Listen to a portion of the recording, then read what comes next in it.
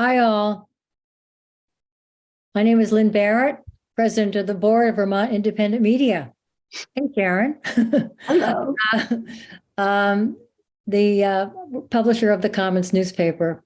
Tonight event is sponsored by VIM, VIM's media mentoring program. Our mission is to educate the public about how to get their voice heard. And it looks like we have a terrific group tonight to hear more about public relations and social media influencer marketing. You've probably heard of influencer marketing, but what do you really know about it? Our expert panel will discuss the ins and outs of marketing, but what do you really know?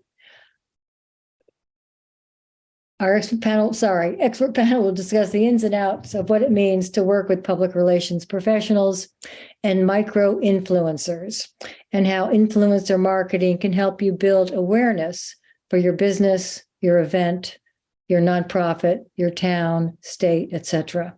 For those of us in the business, there's really nothing new under the sun in terms of influencer marketing.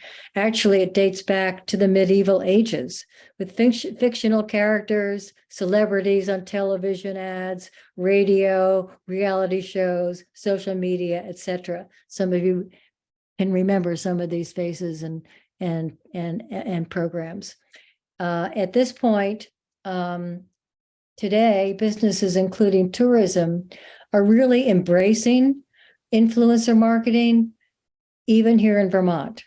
We'll be using mostly examples that relate to tourism, food, the arts, events, nonprofit, etc. And utilizing, we're not talking about working with celebrities as much as we're talking about working with micro influencers. And you will hear more about that shortly. Let me now introduce our moderator, Joyce Marcel, award-winning journalist for Vermont Business Magazine, and now also for the Commons. And she will introduce our panel of experts. Okay. Hi, everyone, and welcome. This is going to be a very interesting talk, I think. Certainly for me, it will. So right into it. Rosalie Hagel-Martin is a 25-year public relations industry professional. Excuse me, I have to read this. Whose experience spans a variety of industries and disciplines, from tourism and hospitality to health and wellness, food and beverage, entertainment, education, financial service, and philanthropy. Rosalie has spent her career on the fast-paced agency side of PR, working for boutique firms and two of the industry's leading independent agencies before founding Blue Whale Public Relations in 2017. She has proudly served as the AOR, whatever that is, for Love Brattleboro, Vermont since 2021. Sorry, but what is AOR, Rosalie? Agency of record. Okay, thank you. Sorry for being here. You're welcome. I'm a journalist. This is not my field. No problem. Erin Torres is a Vermont blogger, writer, and realtor who started the popular website Travel Like a Local, Vermont, in 2015 as a resource for Vermonters and travelers to the state to find local recommendations. Erin is passionate about highlighting adventures, new experiences, things to see and do throughout the state. We also have with us her sister, Colleen Blair, the Boston-based blogger and content creator behind Travel Like a Local Mass, which focuses on travel across Massachusetts and New England. A trusted source for those living in and visiting the region, she covers destinations, hotels, and restaurants, as well as cultural attractions, outdoor adventures, events, and local businesses, all from the perspective of a local resident. And we have Brattleboro's own Greg Lesch, who has served as the executive director of the Brattleboro Area Chamber of Commerce for the past 2 years, but his tenure goes back 20. Through the chamber, he engages with the Downtown Brattleboro Alliance in a joint venture of the Community Marketing Initiative, a dynamic program promoting Greater Brattleboro as a destination, Brattleboro's Tourism Marketing Initiative. Okay, that tells you who we're going to be hearing from. And we're going to start off with Greg. Can you be more specific? Maybe you and Rosalie can discuss Brattleboro's campaign to promote the town. Absolutely. Thank you, Joyce. As some of you may know, tourism in Vermont is a $3 billion industry, and it supports some 30,000 jobs, which is over 10% of the workforce in the state. So it's very important in Brattleboro. Tourism is a very important piece of it. And to my knowledge, there has never been any sort of formal ongoing marketing plan done in Brattleboro. And the Community Marketing Initiative, now known as CMI, was born really out of a disgruntled business community who were unhappy with a local options tax that had been adopted. And someone from the community said, why don't we take a percentage of the meals and rooms tax, which is generally generated by tourists anyway, why don't we take 10% of that 1% local option tax, reinvest it in the community, and do some formal marketing? It was then handed off to the Brattleboro Chamber and the Downtown Brattleboro Alliance, who seemed like the logical partners to take this on. And with the first pot of money that we got, we worked with Penniless Project and developed the Love Brattleboro VT, hashtag Love Brattleboro VT, with all the imagery that came along with that. And with the second go round, we decided to expand our horizons. I mean, I thought originally we would take money and do a lot of placement in periodicals and that kind of thing. And then, of course, we realized how expensive that is to do. And so we put out an RFP. And Rosalie from Blue Whale Public Relations, her proposal used largely influencer marketing, which I was really not all that familiar with. It was something I had never done before. But based on the proposal, it seemed like the best bang for our buck. And it was the idea of using this third-party influencers to experience Brattleboro was very attractive. And so Rosalie was brought on. And we went from there. And I think so far it's been very successful. Okay.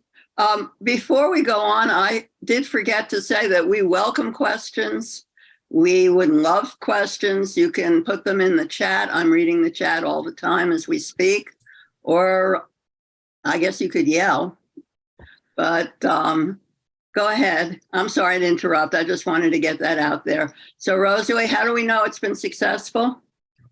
Yeah, so we're going into our third year, I want to say, supporting Brattleboro and with this campaign. And I think what we have seen year over year since we started is that we have a story that within the destination and what we have to offer that both press and influencers are really interested in, because it is sort of an undiscovered gem is what we found when we first started, and we're still being received that way.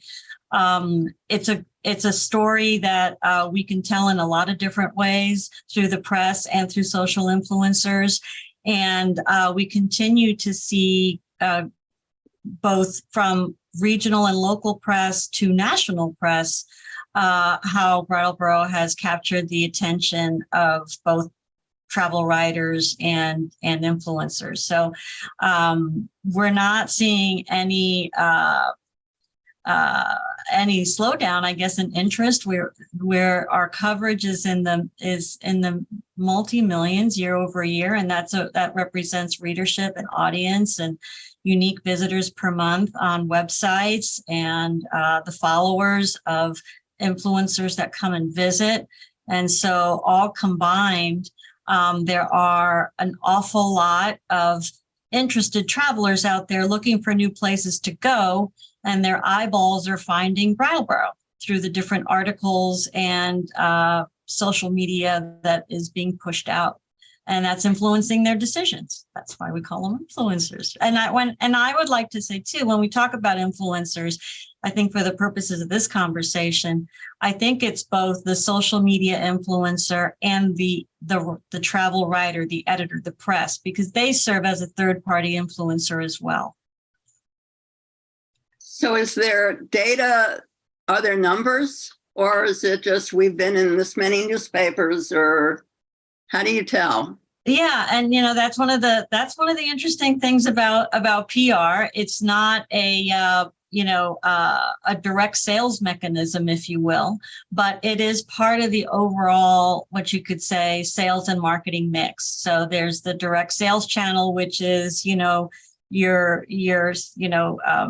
whether it's online or whether it's a salesperson, register, capturing sales. And the purpose of PR, maybe I should start there, is to really create a foundation of awareness so that those direct sales mechanisms take hold and take effect. So when someone is ready to book a hotel, if they've seen it, read it, heard about it, etc., in other channels, that will prompt or will help prompt the decision to choose Brattleboro over another destination. But you're right. That's the hard thing to be able to really correlate. So what we do measure is the reach, the impressions, the message. Is the message getting through as we try to put it out there? And then when you look at all of that together against the typical budget for a PR program versus, say, an advertising campaign, the value back is so much greater, because it's a super efficient way of reaching tons of people with, as Greg mentioned, the kind of the ultimate brass ring, if you will, is the third-party endorsement piece, which is someone else talking good about you versus you paying an ad that talks great about yourself. That's the real value. So how do you put a price on that? I don't, that's the question mark we all trying to solve for every day in what I do. Well, I used to be a travel writer, and I remember fondly the FAM tour. Yes. I took many. Very good. The trying to sell stories to the newspapers afterwards, which was not quite as much fun. So how could you be more specific about what you've been selling in Brattleboro? Because when I hear we're making Brattleboro a tourist town, I think of the panhandlers, the dead bodies on the street, the murder. And I'm wondering, what are you talking about? Right. There, like I said before, it's a real undiscovered gem. I think what we have found, the media seems to resonate with them. And, when we bring Colleen and Aaron into the conversation, I'd love to hear what they have to say too, is I think most people that have never been to Vermont, even if they've not traveled here, they associate it with ski and snow and winter and maybe fall foliage. And that's probably all they really know. So then we come out with our stories about arts and culture and food and farm to table and this amazing mix of experiences that, with the charm of a small town, with the charm of a Vermont town, New England town. And I think that's the appeal that we're finding. Now you add to that the fact that it's within such easy access to major markets like a Boston, New York, and Albany. I mean, you've now got a really great recipe for success in terms of getting the media's attention. And the media love media influencers, they love to feel that they've discovered something new, and we still have the shine of newness when we go out and we talk to the media about it. People, it's not like a destination. Oh yeah, New York. Okay, yeah, New York will always be New York. You know what I mean? But what's this over here? Brattleboro, I've never heard about it. I've never seen it. Tell me about it. So there's a desire to want to cover it.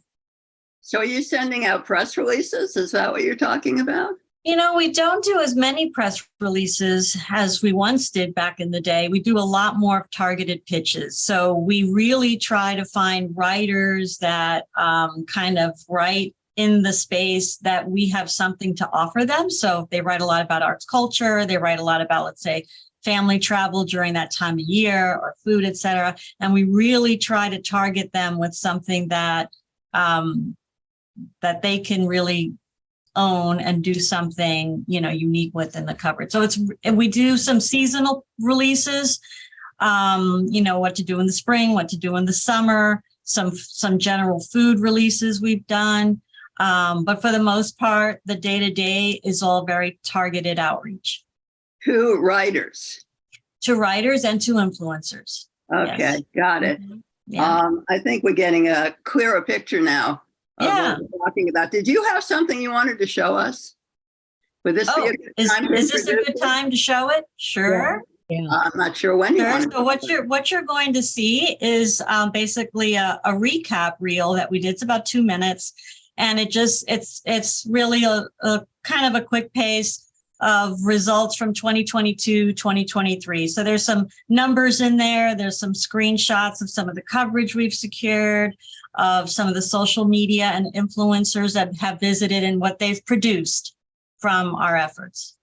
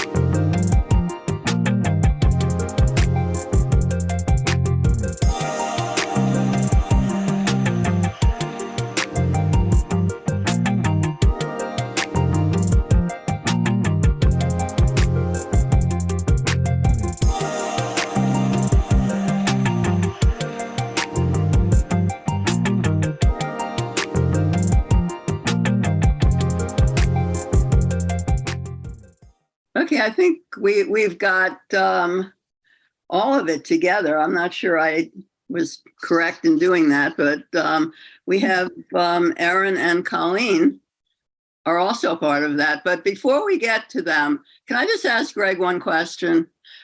Sure. Okay, sitting in the office, are you seeing more tourists who come in and ask questions of you, like directions or guides, because they've seen some of this publicity somewhere? I can't draw a direct correlation. No, I get a lot of tourists in my office, and this time of year it picks up very quickly, and it's a steady flow of people coming into the office looking for things to do, looking for restaurants, the whole bit. Can I say it's directly related to what the community marketing initiative is doing? No, I can't. But I think you can extrapolate a little bit and say, as our numbers on social media are going up and doing really well, I think it suggests that we're making inroads. Well, that's interesting. Okay, well, now I think we need to talk to Erin and Colleen. And I guess my first question is, what the hell does the word influencer mean? It's a really good question, Joyce. So I think when I think about an influencer, it's someone who is sharing a recommendation and someone who has experienced whatever that recommendation is, and someone who can give that third-party endorsement. So I went to a restaurant, I went to a new yoga studio, I went to a bar, whatever it might be, and I'm so excited to share my recommendations. So an influencer is someone who on social media, that's typically Facebook, influencer, now TikTok is really popular, is someone who's out there and giving those third-party endorsements to say, you should go here. And often we create communities based on similar interests and things that we enjoy. So I started Travel Like a Local Vermont back in 2015. I, at the time, was living in Middlebury, and I was traveling all around the state every weekend. And I was highlighting hidden gems and things that I would see in my travels, my new favorite IPA that came out or whatever else. And it really gave me the ability to go ahead and showcase more of what Vermont has to offer. So for me, I started a blog, and then I went to Instagram. And on Instagram, I started highlighting more of those recommendations as well. So an influencer is really someone who's giving local recommendations and that third-party endorsement. Yeah, but at some point there has to be money changing hands here. Not always. It can also be, and we'll go into, we have some slides to share. It can be barter, it can be trade. When I started influencing, I was traveling all around the state and I wanted some hotel stays. And I would approach hotels or B&Bs or inns, and I would say, hey, I would love to come and feature you in a blog post and share photos on social media. Can we do a barter where I essentially get a free night? You perhaps didn't sell that room, or you hadn't sold that room. So for you, it's no lost money, and you're not actually, giving me anything. You're just giving me a room to stay in order to be able to feature you and take photos of your delicious breakfast and the area to highlight as well. And we'll go into the different types of influencing as well in the slides that we prepared. Okay, when do you want to do the slides? Is that now or? You can jump in right now. I can go ahead and share my screen, and Colleen and I can walk through those slides. We're going to give a lot of examples of different types of influencing. And then Joyce, we can do more questions and Q&A with everyone else when we're at the end of those slides, if that works. Okay, I think Colleen just say something so we get a picture of you on the screen. Oh, yes. There you go. Yes, I'm here as well. So yeah, I think that's a great idea. All right. So we thought that we would kick it off with influencer marketing best practices. And we're going to do introductions first. So Colleen is going to introduce how she got started with Travel Like a Local Massachusetts. Yeah. So like Joyce had said earlier, I am based in Boston, although I do cover sort of all of New England, including Vermont, and did have a chance to come and work with Rosalie and Greg and visit Brattleboro just about a year ago now.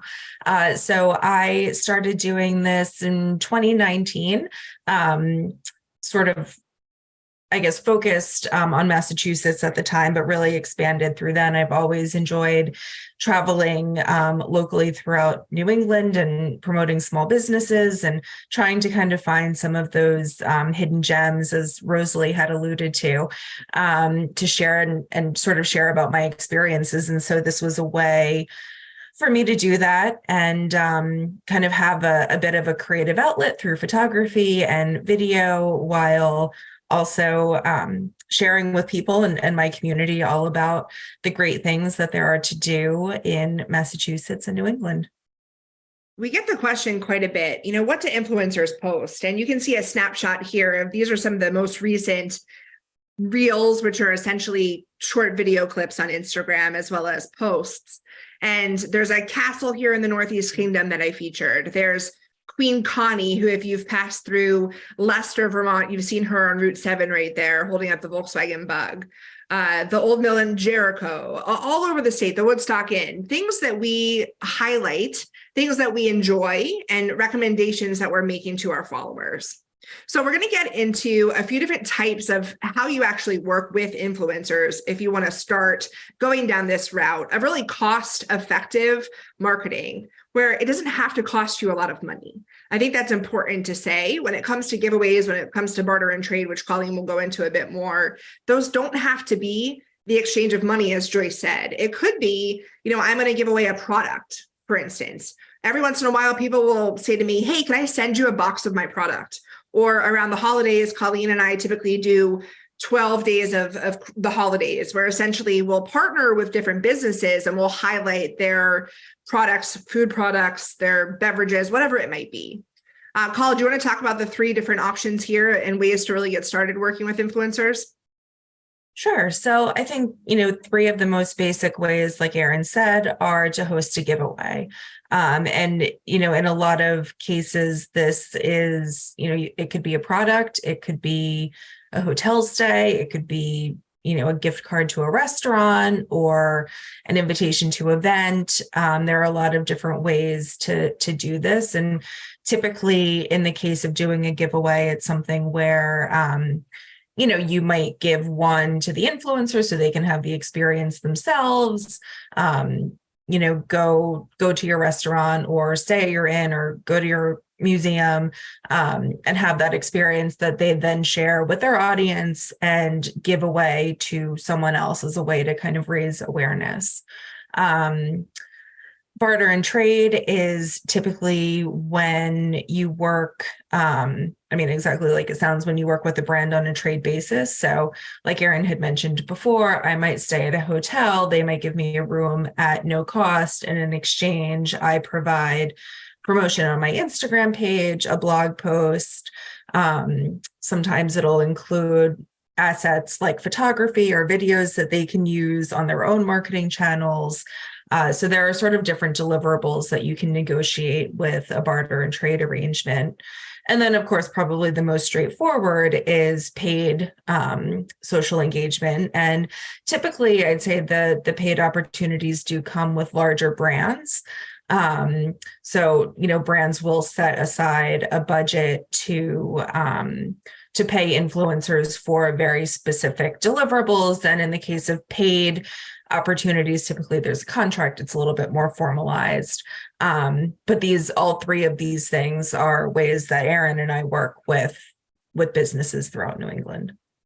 And one other thing on the paid social engagements is you can also offer or ask someone, hey, you have a really popular blog in Vermont, what's your rate to actually write about me?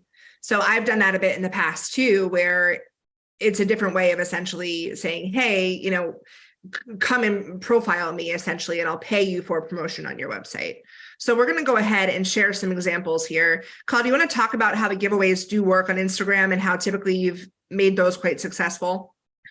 Yeah, so typically, like I said, it could include a bundle of products, a night's stay, a restaurant visit.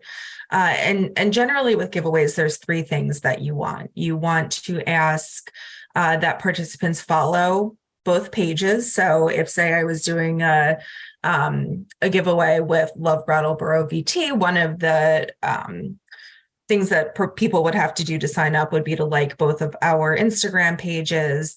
Then typically we might ask them to tag 1 friend, 2 friends, 3 friends. And that's just a way to raise more awareness and get other people to share it and get their friends involved as well. And then we may also ask them to share the giveaway on their Instagram stories. And so this is just another way for them to share with their community and get more entrants. And it's a great way if you're looking to grow your page and gain more followers. This is a really great way to do that. Great. So we're going to walk through some examples right now. This was a giveaway that I did with a local nursery. And essentially they gave me this $50 pot of herbs to give away. And as you can see here on the right, you can see the copy. I think we can share the slides with you all, but it gives instructions on how to enter it. And from this simple post, that $50 product that they gave me, that their hard cost was probably a few dollars, that they had grown these herbs and gotten the terracotta pot, they had gotten about 300 new likes on their social media channel through that $50. So when we talk about low cost giveaways, it doesn't have to be something that is expensive. It can be, a product that you have that you're creating buzz about. Here's another example. And so this is one that I had worked on with the New England Botanic Garden here in Massachusetts. And this was an example of an experience. So they were having an event. It was this enchanted fairy garden installation at the garden, and it was a ticketed event. And so I worked with them to help promote it and give away a gift card so that other people could come and experience the event as well. And similarly, this was a very sort of low cost promotion, tickets to their event, a gift card, and it got more than 500 likes. I know they gained a bunch of followers. So it's just sort of another example of, it could be a hard product, but it could also be an experience that you're giving away. And then this was another example of a product. This is a local small business in Massachusetts. She hand makes these bags from recycled materials. And so I had worked with her to give away a product as well as a gift card to a place where I had taken some of the photography. So again, very successful, a great way for her to get the word out there about her products and also get in front of my audience and grow her following at the same time. And the cool thing about the giveaway is it's for brand awareness. So more people becoming aware of your brand. As Rosalie said, when you suddenly hear of Tata Harper or Farmhouse Pottery and you're like, oh, someone endorsed that who I respect or I know, you're more likely to actually stay at that hotel or purchase that product. This is a giveaway that Colleen and I did a few years ago now. But as you can see, we had 530 people enter. So we each got quite a few new followers from it. And we bought a mixture of Massachusetts and Vermont products for the giveaway that we collaborated on together as influencers. And then trade and barter, it's very straightforward. So we'll showcase how we've done this quite a bit. This was Harpoon Brewing. They had invited us to come and participate in one of their little huts that they have in the winter months. And they said, hey, we'll give you a gift card for $75, $100 if you want to come and check out one of the huts and feature us on social media. So we did just that. This is a recent promotion that I had done for a hotel here in Boston. They were trying to promote their romance package around Valentine's Day. So I stayed with them, helped promote a contest that they were running on social media. And so this was a nice way for them to get some awareness about both locally in Boston, as well as to my followers elsewhere, to just sort of raise awareness about what they were doing and also have a chance to win a stay with them. This was Runamuck Maple. They had released some new products, their cocktail syrup and their bitters, and they had approached me and said, hey, can we send you a box essentially of our product that you can do whatever you want with? I think I gave some away, and then I also it was my 12 Days of Christmas giveaway. So as you can see here, I took the photos of the product. They're going to gain more followers and more awareness of this new product offering that they have as well by simply sending me some of their product. This was another hotel collaboration that I had done in Kennebunkport in Maine. They were looking to promote their new Suite Life package. They had just renovated some of their suites. So we went up for a weekend, stayed at the inn, and this was a carousel of different photography, but worked with them to promote the new suites through Instagram stories, through an Instagram carousel post, had also done a reel, and then give them some photography as well that they could use on their social channels. So sort of a multifaceted campaign that I ran for them. And this was in exchange for a stay in one of their suites for a weekend. And this was over the winter when, they weren't very busy. So I would say from a tourism perspective, a lot of times we try to visit these spots in sort of the off season or shoulder season when, like Erin said before, we're not taking a room away from a paying guest. This may be a room that would have been vacant anyway. So the opportunity cost for the inn is fairly small, but they're still getting a lot of awareness and reach that's very targeted in on what they were trying to promote, which at the time was their new suites and this new package. And I think you made a good point, Colleen, when you were talking about the photos. So often when we do work with companies, right, and especially in paid promotions, they often ask us to send them their photos, because if they had to go out and hire a professional photographer and do a professional photo shoot, get the food styler, the product styler, whatever else, it's going to cost a lot of money. And often if we as influencers can be taking photos, they're pretty good photos for the most part. They're not professional, but that actually lends itself to a more genuine and authentic appeal where it doesn't look staged. It looks real. And that's what a lot of people, when they're actually deciding to go visit a new inn or deciding to use a new product, are looking for. They don't want the kind of, advertising, if they will. They want that recommendation from a friend, someone who they trust. Yeah, it's locally, a lot of people refer to it, or it's called user-generated content, basically. So that's essentially what we can provide. Like Erin said, it's not necessarily a professional photo shoot, but it is user-generated content that they can then reuse on their marketing channels with authenticity.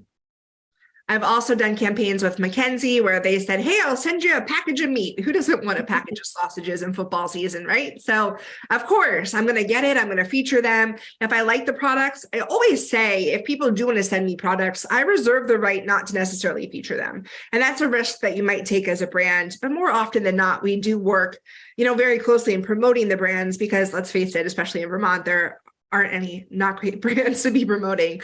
So for us, it's fun because it gives us the opportunity at no cost to try new things, promote new things, and develop new content to our followers as well. And this was a cool one. King Arthur had approached me a few years ago now about taking one of their baking classes. So I went down there and I wrote a blog post and posted on social media about the cooking class. And the cool thing is, this was a few years ago now, but I just posted, I want to say last week, about this experience once again. So I was recycling that content because I have more followers and different followers now, and they got a lot of love on that post. So often when you do work with content creators, we need things to be posting every single day. So we are going to be highlighting different brands and visits that we have throughout the year as a form of recycling our content as well. And this was one, Four Chimneys in Bennington, that I visited. The same thing. I was down there. I was doing a book signing at the time or something like that, and said, hey, I would love to stop in and feature you and feature the town for a night stay. So that was, again, a barter and trade relationship. You want to talk more about paid partnerships and how that works? Sure. So as I mentioned before, paid partnerships are typically a little bit more formal in nature, but can consist of sort of the same things.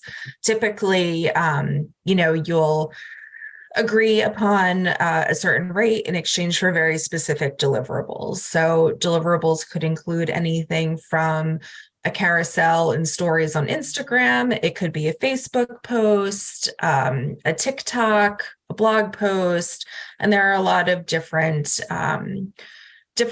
forms of deliverables. I've done some that are specifically for photography, like we mentioned before. If they don't want to, if a brand doesn't want to necessarily pay for a professional photo shoot, I've worked with brands to provide photography that they can then use on their social media, in their email marketing, on their website. I've also done paid promotions where I've written a blog post on my blog, or I've also done guest promotion or guest blogging for their blog. So I'll write a post that's from my point of view that I then deliver to them, and they can post on their blog. So those are just some of the types of examples of paid partnerships that you can sort of think about. And we're going to give a few examples. So KM is based now in Massachusetts. It started with Mackenzie in Vermont, and they are promoting their hot dogs, their bacon, now sausages all over New England. And we both are paid influencers through them. It was kind of cool when we first started. We were both bacon influencers, and we would get these massive boxes of bacon that would show up at our house. And that happened with hot dogs also. So for quite some time, we had just freezers full of hot dogs and bacon from being an influencer. So we would get products that they would send us, and then also they would pay us for the promotions. But this is one where seasonally, around football season, they do a lot of promotions, but it's really geared towards, they take our photos and they want that third party endorsement as well. And here's one that I did actually just this winter for a long trail. So they approached me and said, we want to do an après-ski campaign. Will you go ahead, and if we send you some products, if we send you a hat, will you take some photos of you enjoying the beer outside? And I said, of course. I love craft beer. So that was another fun paid promotion where they sent me the product. I took photos, and then we actually collaborated on this on Instagram. So you can essentially do something now where two Instagram handles, two accounts come together and they both host the content on both of the pages. And that helps with getting just more traction, more impressions on the content that we develop from their account and from my account as well. So in that case, it helps me too, because people who are long trail followers are now seeing my content as well. And this is a collaboration that I had done with Papagino's. This was an interesting collaboration because it was a paid partnership, but it was ongoing. It was a year-long partnership. And that's something that I think is worth mentioning with influencers and some of these, types of relationships. A lot of times we'll be approached to do sort of one-off partnerships where it may be a one-time thing. You get a box of products, or, you go to a restaurant one time. But one of the things that I've really found is that working with brands or businesses consistently, I think adds additional value because you're showing sort of an authentic affinity for that product. So I worked with Papagino's doing a post a month for about a year.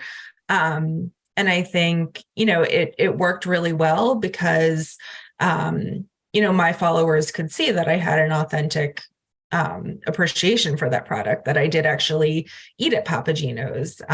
It wasn't just a one-off thing, but it was something that I was doing regularly. I think for people who grew up in Massachusetts or New England, Papagino's was sort of the place where you would go after Little League games, or have your birthday parties, and there was a lot of nostalgia with the brand. So tried to kind of dig into that while also promoting their different product offerings. But, people sort of knew like, oh, well, you love Papagino's, it must be good. And that's another great way of sort of giving that authentic endorsement that we've been talking about, but on a very sort of consistent and ongoing basis. Dunkin' is another brand who I've been influencing with now for a few years. Same thing. They just want to see authentic photos of people out enjoying their products.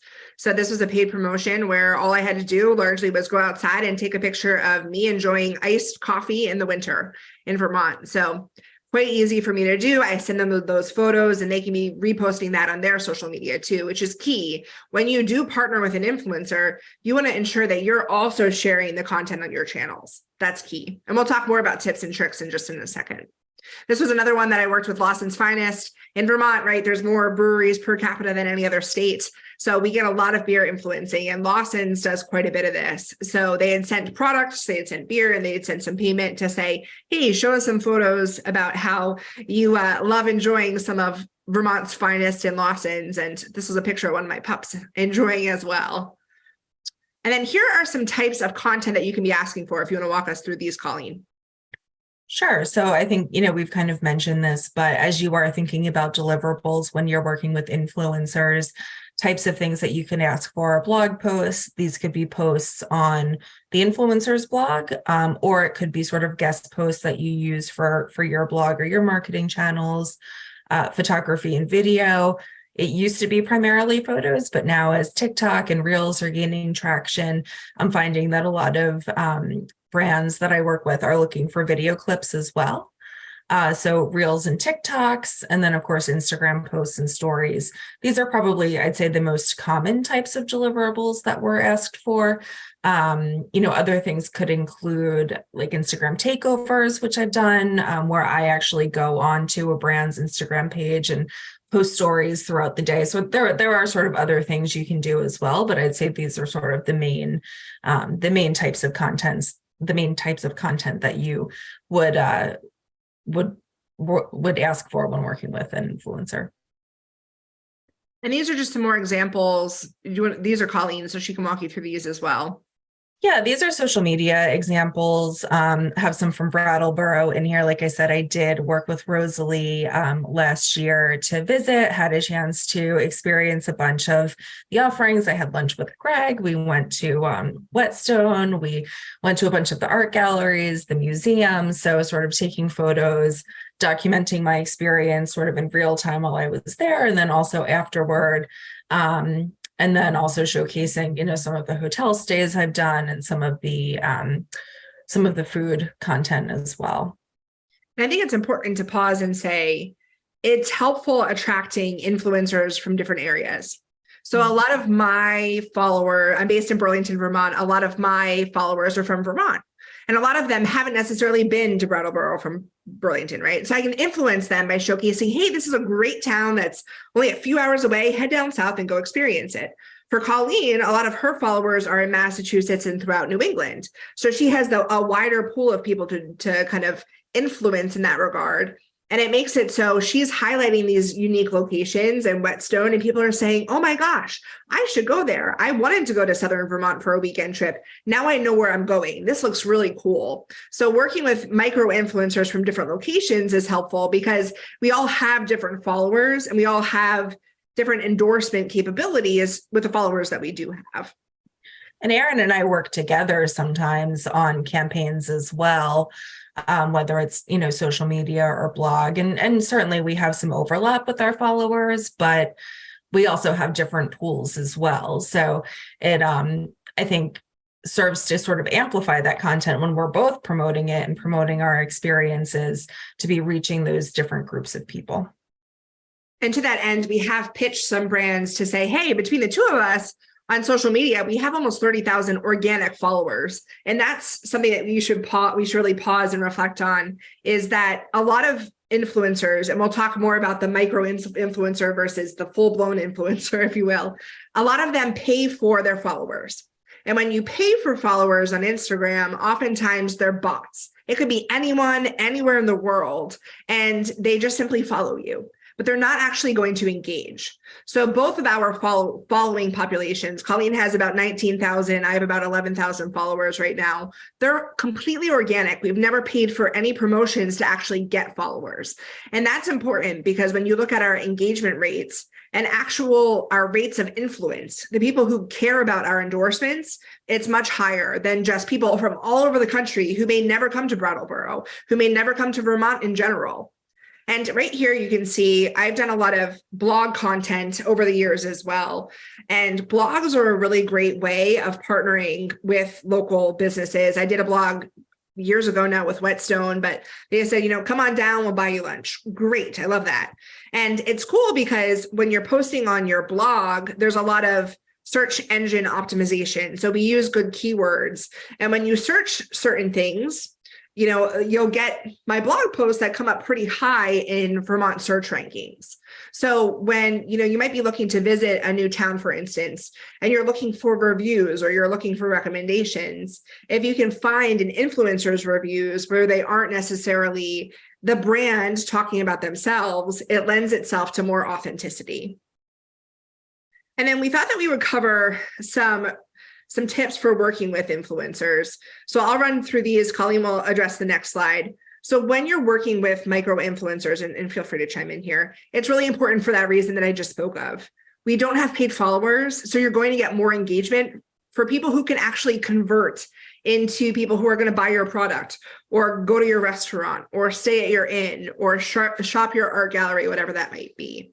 And then you also want to ensure that the influencer's demographic really aligns with your own. So I told Colleen this story. We were staying up in Camden, Maine at the Camden Harbor Inn. This was probably 2 or 3 years ago. And they were comping us our stay. We were having a lovely dinner in their restaurant. And there was an influencer sitting at the table next to us. And she had, I want to say, 150,000 followers or so. But she was from New York City and she recently had moved from India. So I started looking at her following, and the majority of her followers were from India. So what's the chance that that person and her following, what's the chance that those people are actually going to come from India to Camden, Maine, a small town? It's not very likely. Whereas me, at the time I probably had, 8,000 or so followers. They're all from New England. They can take that recommendation and run with it and book their travel to Camden because they're only a few hours away. So you really want to pay attention to make sure that the demographic aligns with your own. Also, when you're working with an influencer, you want to agree on deliverables and timing. You want to ensure that you have that in writing, that it's very clear that I am delivering 1 static Instagram post and 3 Instagram stories in exchange for 1 night stay that's a weekday, for instance. You want to be very, very clear. You also want to assess your actual cost versus the cost of a promotion. So think about it this way. If you have a box of products that you want to send out to an influencer, sending your products, at your cost is not going to be that much money. So you want to think about, does it make sense for me to offer that room for the night when it's going to be sitting vacant? That's not a lost income for you in any way. And then you want to ensure too that you're aligning a campaign with your goals. So is your goal to get more website traffic? You might want to engage with someone for a blog post that's an SEO, search engine optimization rich blog post that has links back to your website. If your goal is Instagram followers, a giveaway is a really good idea. If your goal is product sales, you can put that product on the website with a website linking back to your website or on Instagram as well. And then you also really want to work with influencers who are authentic to your brand. It would not work well if you were working with influencers that didn't have the same heart, the same principles, the same morals as you. It would just create this interesting dynamic where it didn't look authentic and genuine. And that's really the whole premise here is, how are you getting those authentic third-party recommendations so it feels very natural? Anything to add here, Colleen? Nope, I think you covered it. And so in terms of getting started, I think, we just laid out sort of a couple tips here, but, to go along with sort of what Erin said, conducting research to find influencers in your niche. A good way to do this is by using hashtags, looking at location tags, or also looking at, similar businesses to your own and seeing if they've worked with influencers or who's visited their location and posted about it. You really want to find influencers that are authentic and kind of work within your niche and fit your demographics. Like for me, I think we have a copy of my media kit on the next slide, but my audience is largely female and largely in sort of the 25 to 45 age range. So, it wouldn't make sense for someone who is trying to reach teenagers necessarily to work with me. Or if you're a, men's fly fishing brand, that's not my audience. It's women who are looking for recommendations. So making sure you're sort of finding the right people, I think, is really the first step. And then typically, if you're interested in working with an influencer, you can reach out via DM, which is a direct message on their Instagram page or through TikTok, or you can email them. Instagram does offer a button on the profile that allows you to put an email address. So it's just an easy way to reach out if you want to send something, if you want to send attachments or something that is maybe a little bit longer to sort of gauge interest. Another thing that I always recommend is to request a media kit, and I'll show an example of mine on the next slide. And there is a little bit here from that media kit as well, but you want to learn about them. What type of content did they post? Who have they worked with? What's their sample pricing? Will they work for trade? What types of offerings do they offer? So it's just sort of an easy way to get a little bit of a glimpse into the type of work they've done to make sure that it aligns with what you're looking for. And then, as Erin said, agree upon deliverables, figure out a promotion schedule. If it's a paid promotion, in most cases, there'll be a contract involved that you'll both want to sign, but make sure that expectations are sort of clearly outlined on both ends. I think one thing that is a little bit different working with social media influencers versus, say, a journalist is that you do have that ability to sort of negotiate.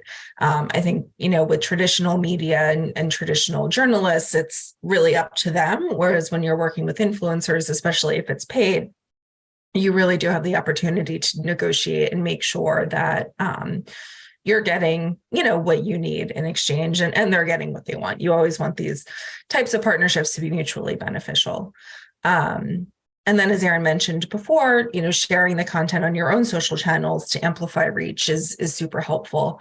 I think now that there is that collaboration feature, that's something that I use a lot when working with brands, but just making sure that you're sharing what the influencers are sharing with your audience to showcase that, hey, this person came, they did all of these cool things, they loved what they were doing, here's what they posted.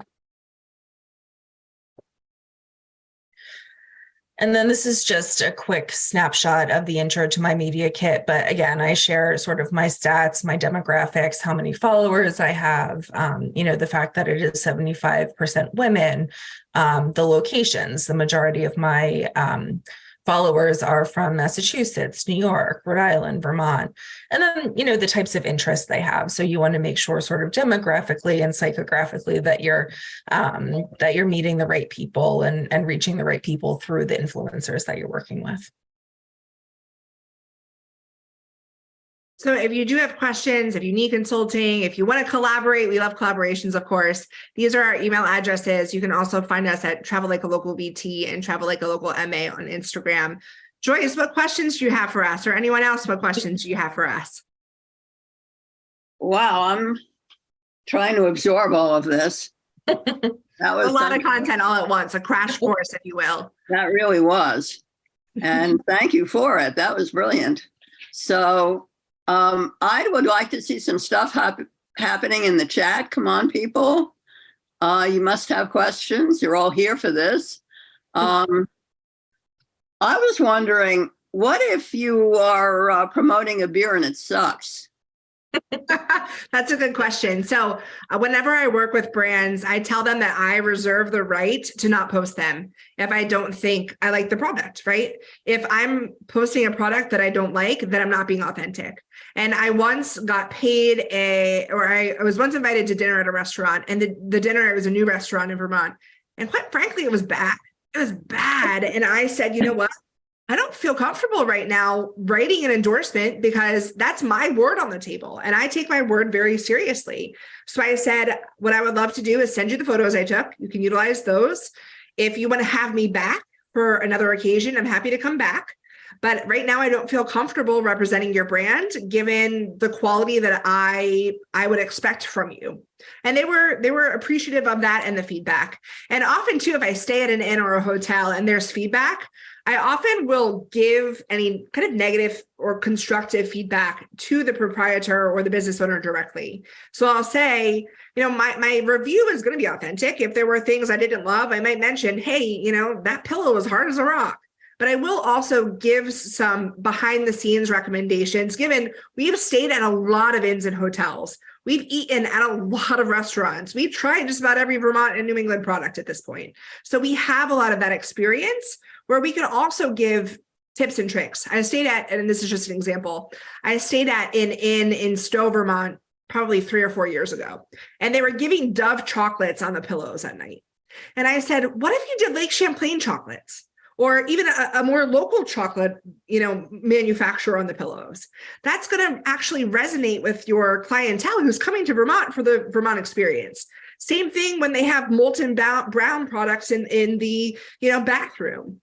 What about actually utilizing Vermont products to highlight them? So I tend to give those little tips, which is also a form of consulting, if you will, on how they can make their stay more special. And I think another thing to mention, and this is something that Erin and I both do, is, making a point to never speak negatively about a brand, even if we have a bad experience. Like, we're not the type of influencers who would go on and say, "Ugh, I ate at this restaurant and it was horrible." I think for us, if we have a negative experience, we just wouldn't post about it generally. And, like Erin said, provide some feedback and maybe give them another chance to, try again down the line. But I know that's sometimes something that, brands worry about. If they don't like it, are they going to say something negative? And, that's a conversation that certainly you can have in advance to sort of say, if you're reviewing something, obviously you want it to be authentic, but do you post negative reviews? And in that case, or simply look at their content and see when influencers are reviewing something, is it, overwhelmingly positive or at least, neutral? And if not, you may want to avoid working with them. And we do always want to be real. Colleen and I stayed at a castle up in the Northeast Kingdom. I want to say it was last year or 2 years ago at this point. And I was in the shower. She comes running up and she's like, it's flooding. And literally we had this example in this beautiful castle in the Northeast Kingdom of water rushing through the ceiling. And in that case, I told that story, but I said, they were super quick to come and bring someone and get us situated. And hey, there were 3 more bathrooms that we could shower in. So we will be real and we'll be authentic. Mm-hmm. And when I started traveling, we're not going to bash anyone. No. And when I started Travel Like a Local Vermont, I said, I want to highlight the good. There's so much negativity out there. There's so much just garbage that I don't want to hear. I want to highlight the small local makers. I want to showcase the wins of all these, small businesses. So we really do focus on the positive. Okay, we have questions. Yay. Could you speak more about finding an influencer in my niche? And I don't know what that niche is, but I think when you say find an influencer, what do? Google? So, typically I would say to look on Instagram. So you can use hashtags. That's a great tool that you can use to search. The way that Instagram is working right now is that it's essentially acting as a search engine. So similar to, Google or other search engines that you might use. So you can search hashtags, you can search keywords.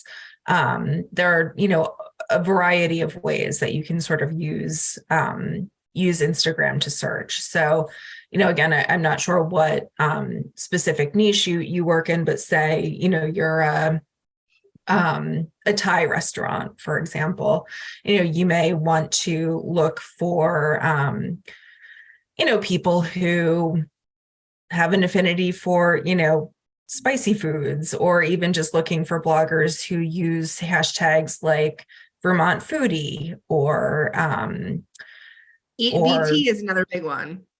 Yeah. Looking at, here in Boston, the Boston foodies hashtag is one that we use quite a bit.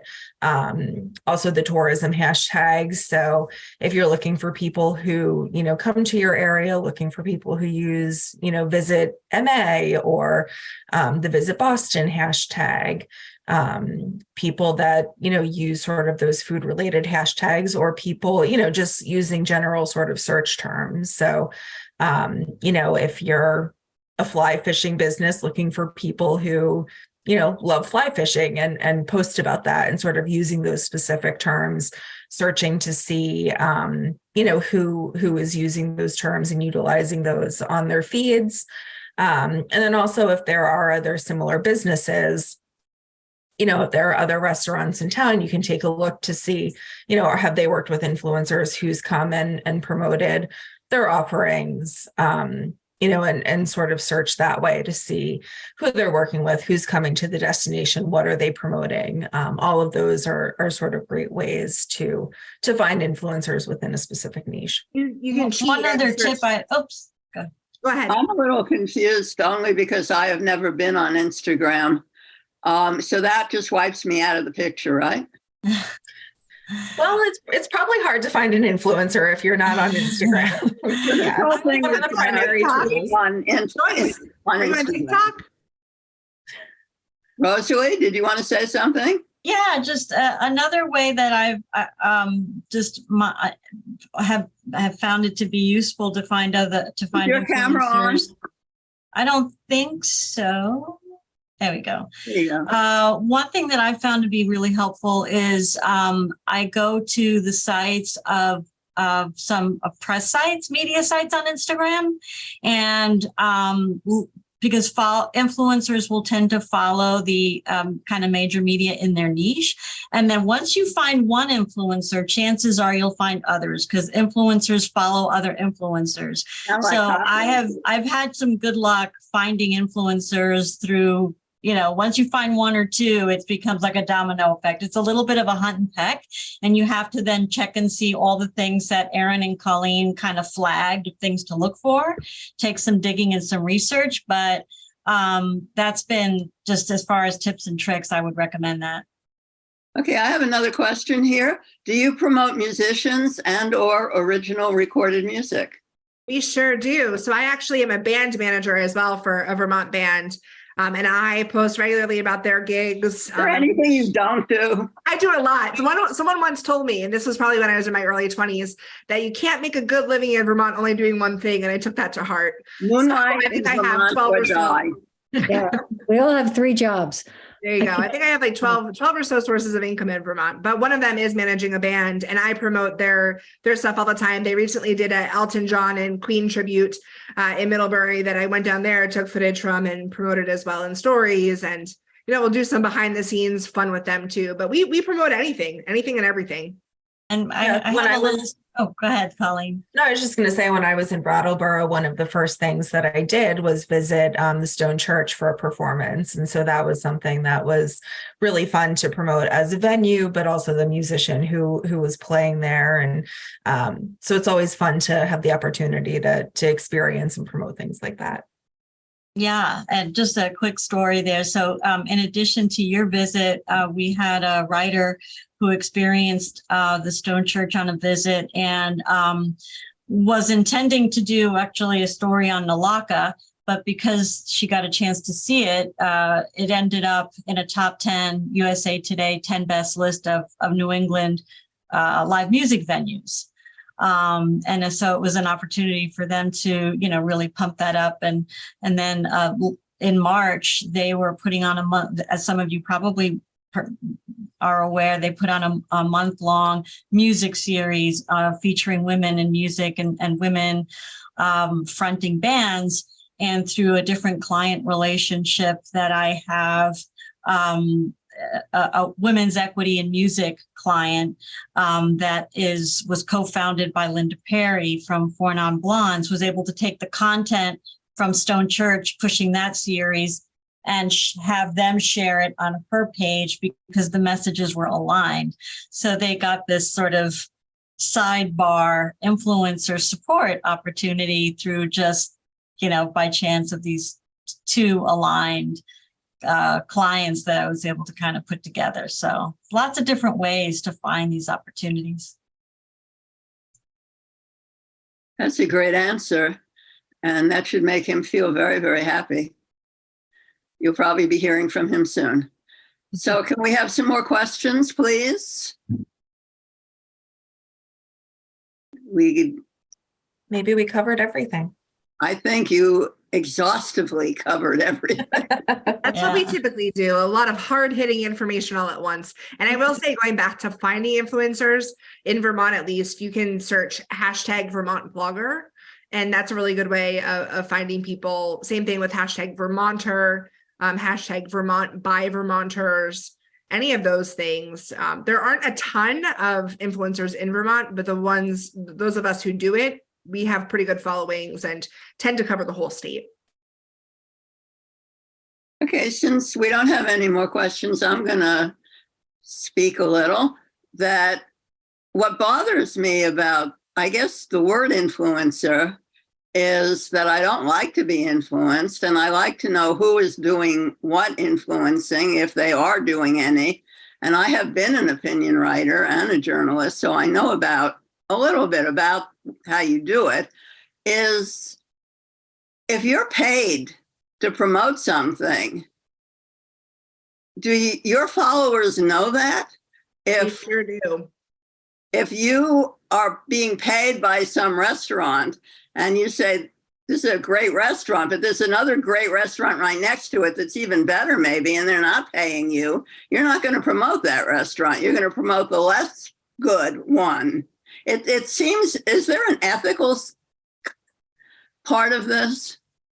Yeah. So to answer your first question, on Instagram, if you have branded content, if you are engaging with a brand that's paying you, you have to disclose that it's an ad or it's a paid promotion. Oh, really?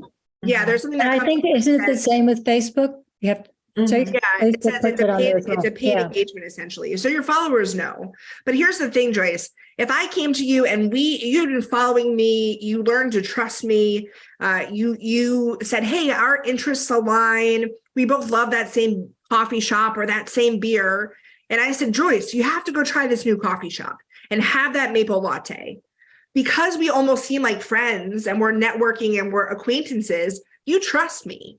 So again, we're not going to necessarily write about something that's not good. And with that said, I think too, oftentimes there are non-competes in paid contracts, but they're for a finite period of time. So when I influence with Dunkin', I have something in my contract that says I can't write about McDonald's or Cumberland Farms or Starbucks for a period of 1 month or whatever else. I probably wouldn't promote those things anyway. I choose to partner with Dunkin' because they do a lot for the state of Vermont. They do a lot for New England. They do a lot with charities and giving back. But I'm not going to go out and feature McDonald's because it doesn't fit with my brand. So any other thoughts on that, Colleen, and how you would address the morality issue there? Yeah, I mean, I think, it's sort of similar. The example that you gave, Joyce, about, eating at a restaurant, we haven't eaten at every restaurant, in a given place. We can only promote, our specific experience. So there may be times that there's a better restaurant, next door. We may not always know that, but I think, for us just sort of giving our authentic opinion on something is what our followers are looking for. And, it's not always saying this is, the best place ever, but saying, hey, their chicken wings were phenomenal, or, pointing out one or two things that sort of set them apart that are differentiators. So it's about finding things within the places that we visit that we really enjoy, that we think are interesting, that we think our followers would love to learn about, and promoting those things. I think I would trust the two of you implicitly, but I would not trust a Kardashian, for example. So, well, and I think that's why, working with people like us who have built authentic and genuine communities is so important. I think when people think of influencers, and in some cases, influencer is kind of a dirty word, right? You think of someone who is, taking advantage of brands, or someone who, wants to go to a resort and snaps one photo of themselves, by the pool, and then goes and drinks pina coladas all day. And, that's not what this is. I think influencers that take their work seriously, when we go on these trips, it's work. We're taking photography, we're meeting with people, we're experiencing all different types of things. We're not just saying, oh, I want a free hotel stay, and, I'm going to go snap one photo and, then go take a nap. That's not really how it works. So you want to find people who sort of have that same ethos and understand that, there is an objective. And I think we have a responsibility, to our audiences to make sure that we are providing content that is useful and that they can trust. Yeah, I think what we're really talking about is not the celebrity endorsement. Cameron. Yeah. Oh, well, I don't think they'll let me do it. They'll have to do it. So it's not really the celebrity influencer we're talking about. And that was kind of this new sort of more micro influencer is a growing area that, it started off maybe with celebrities, but now it's grown into where you actually have a career in doing this. And you do want to be careful about what you do, because otherwise no one's going to hire you or no one's going to contact you. They have to know that you're genuine and that you do have this followers. So I think that's, it's a different way of looking at influencers. And I will say to that point, Lynn, Colleen and I don't actually make much income from this. I was going to ask you I about think I that. lose money actually. She probably does. She's every weekend traveling somewhere. I will say that for me, it was a means. I really enjoy it. I enjoy the writing aspect of it. I am a realtor, so I get a lot of clients through it as well. That's really how I utilize, it to fund my life. But I think both of us typically reinvest the money that we do make. So I've had some quote unquote trolls before pop onto my Dunkin' post and say, how dare you? There are local businesses that you should be, supporting. And I often say, well, there are locals employed at these Dunkins, and I'm taking that $400 or whatever I get, and I'm going to spend that money locally.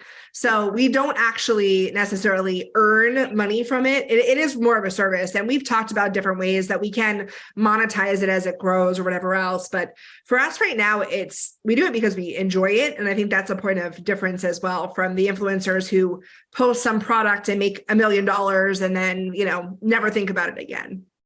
Yeah. Yeah. It might be useful down the line to use a different word than influencers. Some people say content creators now. I've been finding that that's becoming a little more common, because you are creating content, whether it's a blog post, whether it's social posts, photography, or videography. It's really about the content that you're putting out. So I actually prefer the term content creator to the term influencer. Thank you for saying that.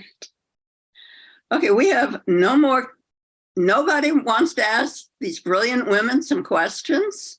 Yeah, I don't believe it. Come on, Peachy. This is an opportunity. Come on. Yeah. Are you guys there? There are 18 people watching us, 16, sorry. Us too. Where are you? Maybe they're just overwhelmed. Let's get one more question and then we'll pack it in. How do you know if your effort is successful? Oh boy. Or how would the people who hire you, I guess, know? Yeah. So often they'll know if they're successful if they're getting more followers. I have a lot of people who will go to an inn or whatever else and say, oh, Travel Like a Local told me I had to come.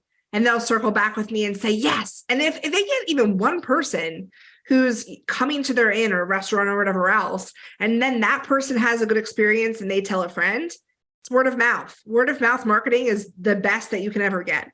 So for us, it's very much, if we get a couple of people to actually go and try that product or that new experience, that's beneficial. And I saw it in the chat, there was a question about artificial intelligence, AI.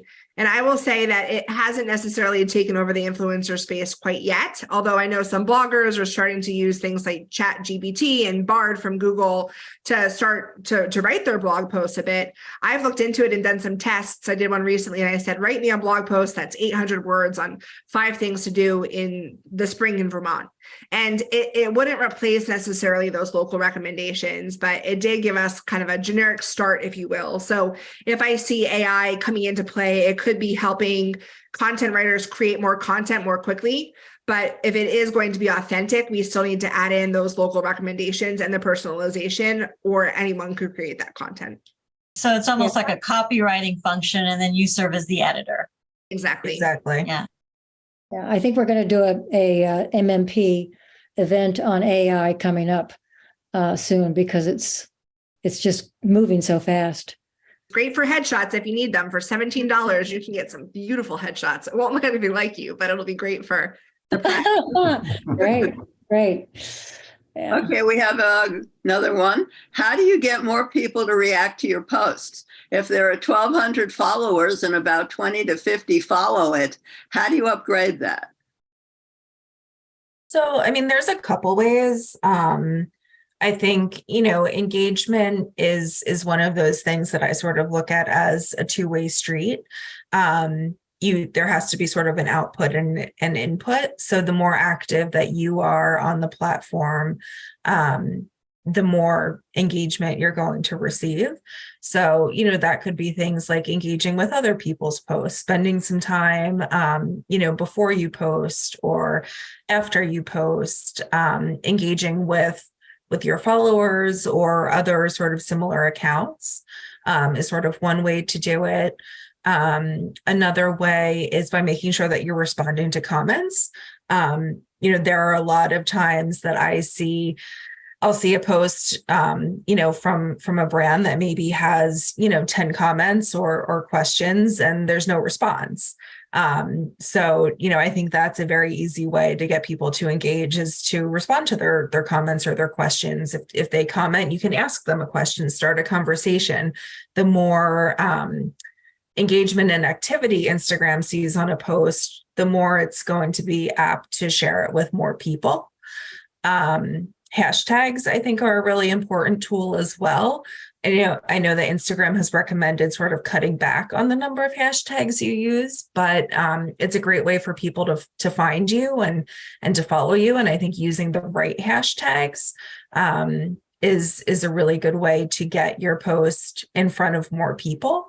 So I think, by making sure that you're active on the platform, that you're engaging with other brands, liking, commenting, is a way to do it. And then, just making sure that you're being responsive and using hashtags, and also just putting out quality content that people are interested in. There's another question, Joyce. Yes, I know that, Lynn. I was about to Okay. recite it. Okay. Here we go. How to engage with an influencer without giveaways or barter. Well, you have to think from You it guys from our are for perspective. sale, huh? You have to think it from our perspective. I go to a lot of restaurants, I go a lot of places, and I just promote them for free because I like it. But at the end of the day, if it's not a product or a service or something that I've experienced, I'm probably not going to know about it unless someone pings me and says, hey, try my product. So I would say there has to be kind of skin in the game both ways for it to work. It's a true partnership. It's a collaboration. We don't have all day long and all the resources in the world. I wish we did, because we would just be full-time doing this, going around highlighting things and eating well and staying in great places, right? But there has to be kind of a two-way street and the collaboration to make it work. So I think it might be hard to partner with an influencer if you're not willing to give and it's all take. That's just my opinion. No, I agree with that. I think it has to be mutually beneficial. So I know, for me, I was kind of joking before that I lose money doing this, but I actually do.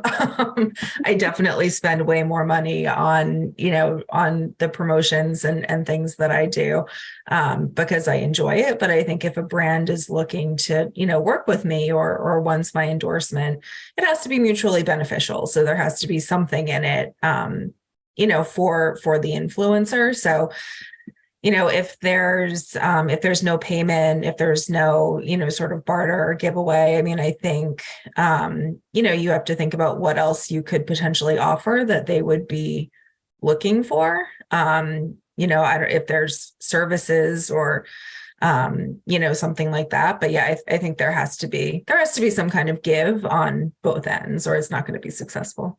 Okay, the person who asked that question runs an art gallery, so they're not going to give you a painting. What's the quid pro quo here? So we've actually featured quite a few art galleries in the past, and with me, it could be, somebody is saying, hey, we're going to give you a $50 gift card, or we're going to do, an event in the art gallery, and will you come and we'll collaborate and both promote it on our social media. I think that you could do those things, but typically, go ahead, Call. No, I was going to say, I mean, I feel like probably, by offering, an invitation to an opening, or, if it's a new exhibition that's opening, or maybe it's something, a chance to do like a Q&A with the artist, or get some type of behind the scenes experience. It doesn't have to be, necessarily giving away a painting or a work of art, but just something that we wouldn't normally have access to. So maybe it's, you could have someone come to the gallery and check it out, and then go have a drink and, discuss it. I mean, I think there are, different things that you can do and different ways that you can get people interested, but certainly, inviting someone for like a behind the scenes or a Q&A or a first look at something, a chance to promote something really cool that's happening before other people have the opportunity to. I think those types of experiences are valuable as well. Great. Maybe I think we're going to pack it in because we are almost out of time, and Lynn's probably going to shill for Vermont Public Media. I certainly am. I was just going to sorry. say, but maybe you guys could connect with Rosalie, and Rosalie can get a room stay for you to come to the art gallery to do whatever, you know what I There you mean? go. It all We want to works stay at the inn at Putney Road. That's our next stay down there. It Right. all works together. I'll be in Jen. touch. Yeah. Yeah. Okay, so thank you very, very much, ladies and Greg. It was really interesting. And Lynn, take it away. Okay, well, basically, I'm just going to thank everyone for coming. I think it was a terrific opportunity to learn more about how to promote your businesses. And I am going to mention again that this is put on by Vermont Independent Media, especially for the Media Mentoring Program project, which is needing money, of course, so we can keep going. So if anybody has $1 or $5, we're happy to accept. And you can donate right at our website at news@commonsnews.org. And I hope everyone enjoyed the event, got a lot out of it, and we're looking forward to the next one, which will come up in another month. Thank you, Joyce. Thank everybody.